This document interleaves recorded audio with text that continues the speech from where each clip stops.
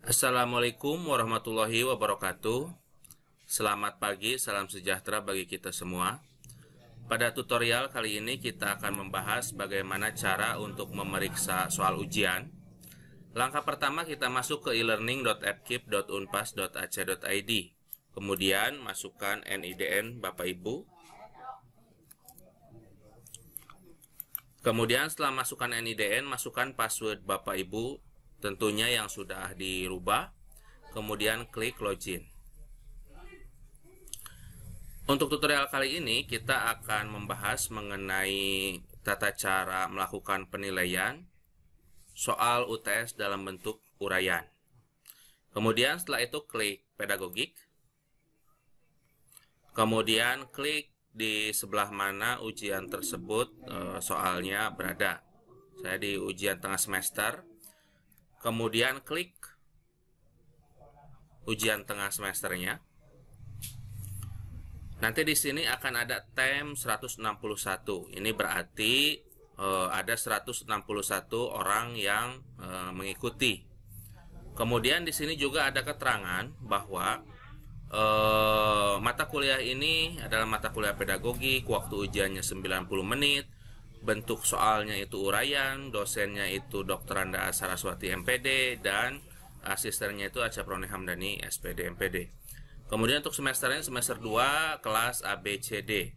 Kemudian hari tanggalnya Jumat 20 Maret 2020 dan waktunya jam 6 sampai jam 7.40.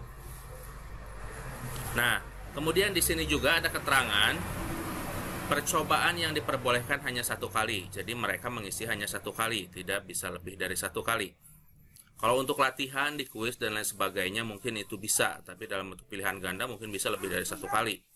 Nanti yang diambil itu yang terbaik. Tapi kalau untuk UTS atau UAS nanti itu hanya diperbolehkan satu kali saja.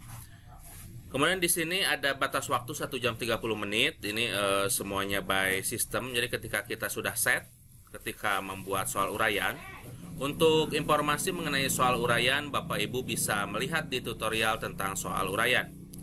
Kemudian setelah itu Bapak Ibu klik segitiga kalau mau menilai.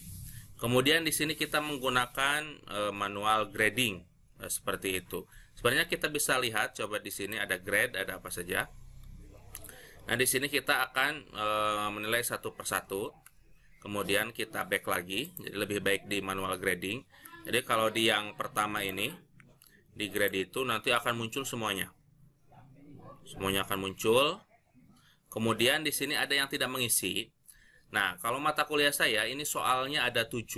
Kemudian mahasiswa diizinkan untuk mengisinya itu hanya 5. Berarti ada sebagian soal yang di Cakara ini tidak diisi oleh mahasiswa. Jadi di sini semuanya tampil. Nah, seperti itu. Kemudian di sini ada respon. Bisa klik Bapak Ibu respon. Nah ini responnya. Jadi ini Aprilia jawabannya gitu seperti itu. Jadi nanti kalau Bapak Ibu screen capture ini sudah lumayan banyak Bapak Ibu ya. Jadi bisa saja nanti di print kemudian nanti dilihat. Kalau tidak mau menilainya di komputer bisa seperti itu. Kemudian di sini ada statistik, kita lihat. Nah statistik ini nanti ada ininya, ada statistiknya seperti pembobotan dan lain sebagainya di sini itu ada gitu. Nah ini bisa di download semuanya Bapak Ibu ya, dalam bentuk Microsoft Excel dan lain sebagainya bisa di sini.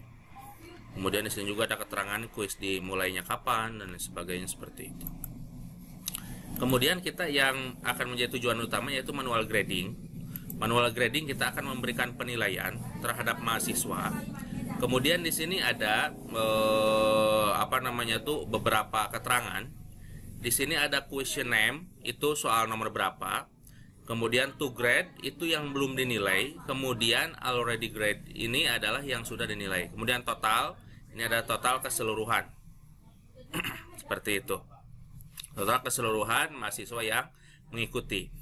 Mungkin Bapak Ibu di sini akan bertanya-tanya, di sini ada yang 158, 105, 154. Kenapa tidak semua peserta itu 161? semuanya menjawab. Nah, seperti yang sudah saya kemukakan bahwa tadi untuk jumlah peserta itu tidak semuanya mengisi 161. Dikarenakan untuk mata kuliah ini mengizinkan peserta untuk memilih 5 soal dari 7 soal yang tersedia, seperti itu. Kita akan coba memberikan penilaian, Bapak Ibu. Saya akan coba klik di to grade. Kalau Bapak Ibu ingin mengubah nilai bisa di sini, di update seperti itu. Tapi kalau belum sama sekali memberikan nilai, kita klik di sini, to grade. Kita akan coba nanti already get it seperti apa. Nah, kemudian kita bisa baca jawaban mereka, kemudian kita identifikasi dulu soalnya. Setiap orang pernah mendengar tentang perkataan pendidikan, dan setiap orang pernah mengalami pendidikan, atau setiap orang sebagai orang tua, guru telah melaksanakan pendidikan. Namun tidak setiap orang mengerti dalam arti yang sebenarnya apa pendidikan itu, dan tidak setiap orang mengalami pendidikan atau menjalankan pendidikan sebagaimana mestinya. Untuk mengalami dan menjalankan pendidikan sebagaimana mestinya, kita harus memahami terlebih dahulu hakikat pendidikan dalam arti khusus dan arti luas. Jelaskan definisi pendidikan dalam arti khusus dan arti luas, kita berikan contohnya. Nah, kemudian kita baca pendidikan dalam arti khusus. Dalam arti khusus ini Langpel mengemukakan bahwa seperti ini, orang dewasa untuk mencapai kedewasaannya. Kemudian pendidikan dalam arti luas. Pendidikan dalam arti luas merupakan usaha manusia untuk meningkatkan kesejahteraan hidupnya yang berlangsung sepanjang hayat. Pendidikan pada hakikatnya merupakan suatu usaha yang disadari. Nah, berdasarkan kata-kata kunci yang mereka jawab, maka saya akan memberikan penilaian di sini. Di sini itu sudah ada ininya, sudah ada pengaturannya 0,80. Bapak Ibu bisa lihat, kalau tidak tahu ini 0,80 dapat dari mana, kemudian penyetingannya bagaimana, itu Bapak Ibu bisa lihat di tutorial tentang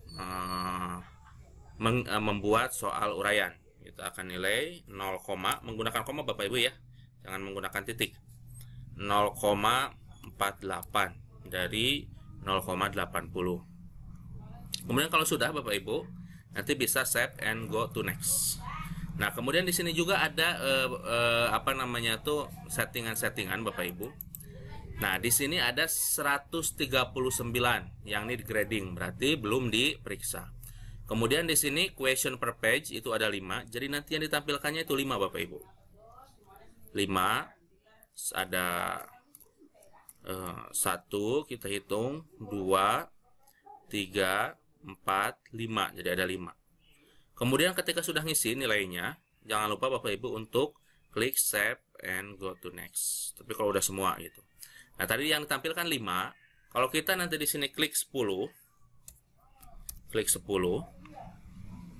Nah, kemudian klik change option.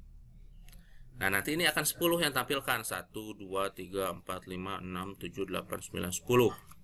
Jadi kalau per page-nya yang 30 mahasiswa, silahkan 30 mahasiswa. Kemudian di sini ordernya itu apakah berdasarkan waktu pengumpulan, apakah berdasarkan nama depan. Nah, kalau berdasarkan nama depan kita akan lihat Ahmad Diki dulu, kemudian Apip, kemudian setelah itu Ainaya, kemudian setelah itu Ajeng gitu, seperti itu. Nah, itu diurutkan seperti itu. Kemudian berdasarkan ID number. Nah, ini berdasarkan ID number, nanti berdasarkan NPM 195060001, 195060002 gitu, seperti itu.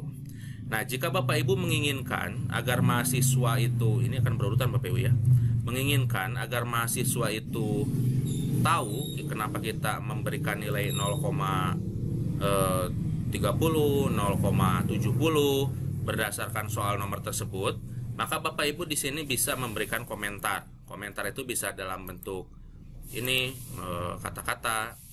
Setelah Bapak baca, maka ini ada yang perlu diperbaiki. Contoh seperti itu. Nanti ini akan bisa di play. Kata-kata. Setelah ya, gitu, seperti itu. Kemudian bisa dalam bentuk video, record video dan lain sebagainya. Tapi kalau tidak ada ini, menggunakan kata-kata, kalau menurut saya efektif menggunakan kata-kata saja, kemudian beri nilainya. Kalaupun tidak ada komentarnya terhadap jawaban mereka, itu tidak jadi masalah Bapak Ibu. Nah, kemudian itu adalah tata cara untuk memberikan penilaian secara manual terhadap soal uraian yang sudah diberikan gitu, seperti itu Bapak Ibu. Untuk soal dalam bentuk isian dan soal dalam bentuk pilihan ganda itu akan secara otomatis, namun nanti akan kami berikan juga tutorialnya. Terima kasih Bapak Ibu sudah menyaksikan tutorial ini. Semoga kita selalu berada dalam kesehatan. Assalamualaikum warahmatullahi wabarakatuh.